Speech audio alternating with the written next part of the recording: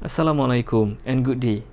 Dear students, we are going to look into Chapter 3, Air Conditioning Systems and Equipment.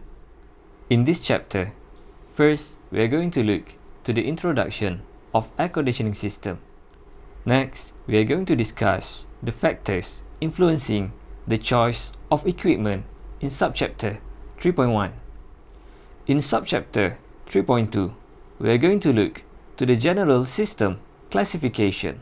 Before we go to the subchapter 3.3, air conditioning types. There will be two air conditioning types. First, direct expansion, and the second one is indirect expansion. Later, at the end of this discussion for chapter 3, we are going to look to the case study in UiTM Campus Pasir Gudang. By the end of our discussion, please make sure that you should be able to describe the factors influencing the selection for our HVAC equipment. You should be able to describe the general classification for HVAC systems, able to identify the types of air conditioning system, and you should be able to describe the chill water system, including cooling tower and its processes. Introduction.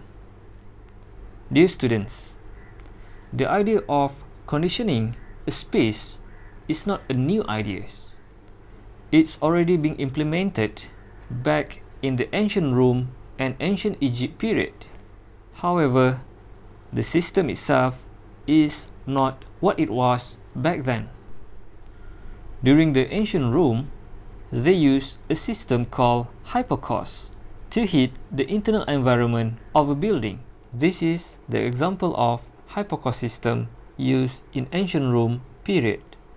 As we can see, the air will flow across the heat source and flow through the wall and floor to heat the designated space before the air is being exhausted.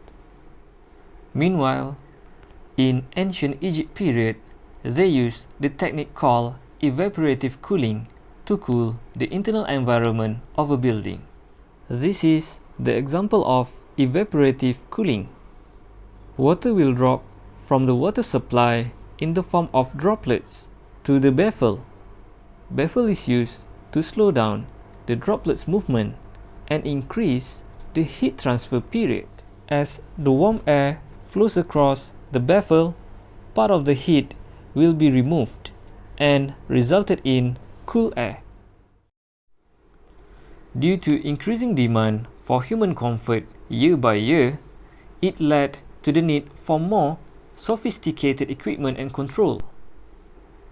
Nowadays, the use of digital computers and controllers has facilitated many of the advances made in the HVAC industry.